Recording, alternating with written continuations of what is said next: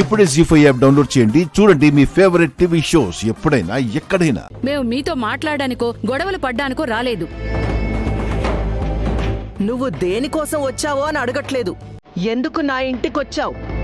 నువ్వు రావడమే కాకుండా వీణ్ణెందుకు తీసుకొచ్చావు?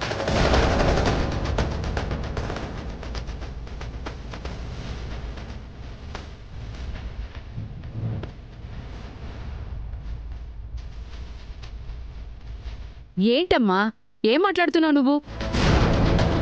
ఈ ఇంటి అల్లుడిని పట్టుకుని వాడు వీడు అంటావేంటి?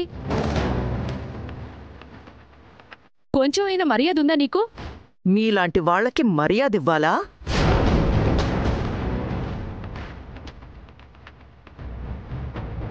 తారా, ఆవేశపడకు. చూసావా బేబీ, మనింట్లోకే దౌర్జన్యంగా వచ్చి మనకే మర్యాద లేదని ఎలా అంటున్నారో?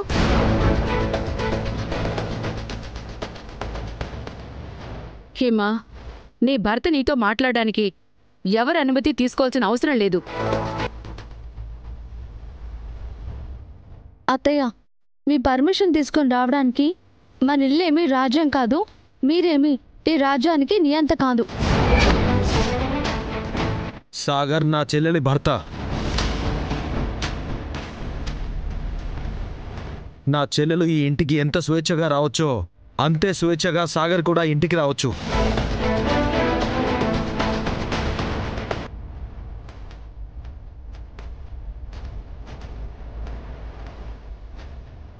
చూడమ్మా హిమా, వీడి తప్పు తెలుసుకున్నాడు.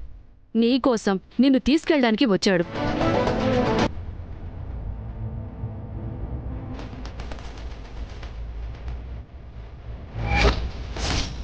హిమా, ఇంకా చూస్తావేంటి? వెళ్ళి నీ బట్టలు సర్దుకో.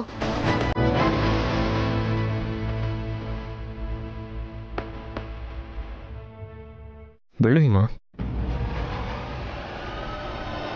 ఆపండి.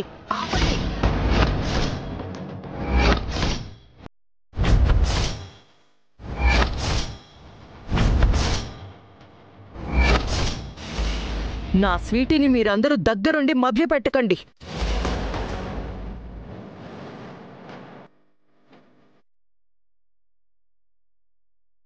ఇందులో మభ్య పెట్టడానికి ఏముంది అత్తయ్య? మీ డ్రామాలు కట్టిపెట్టండి. ఎన్ని మాటలంది ఇతని తల్లి. నా స్వీటీ నష్టజాతకురాలంట. తను వాళ్ళింట్లో ఉంటే వాళ్ళంతా నష్టజాతకులైపోతారని దాన్ని తీసుకొచ్చి ఇంట్లో విసిరేసి వెళ్ళింది.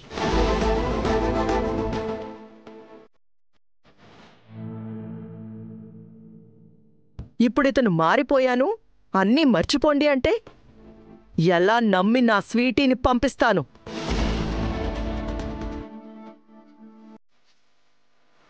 అప్పుడు సువర్ణ తప్పు చేసింది. వీడు సువర్ణ మాటలు విని హిమ విషయంలో తప్పుగానే ప్రవర్తించాడు. కాని ఇప్పుడు తన తప్పు తెలుసుకున్నాడు.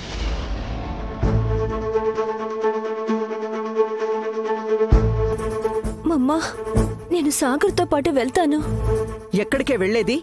వాళ్ళకి నచ్చినప్పుడు వాళ్ళ దగ్గర ఉంచుకొని నచ్చనప్పుడు వదిలేసి వెళ్ళిపోవడానికి నువ్వేమన్నా వాళ్ళ పెంపుడు జంతువ్వా? తార కూతురువి.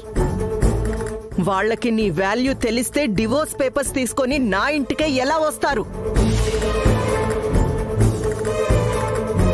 జీ5 యాప్ డౌన్లోడ్ చేసి అన్ని ఎపిసోడ్స్ పూర్తి ఉచితంగా చూడండి.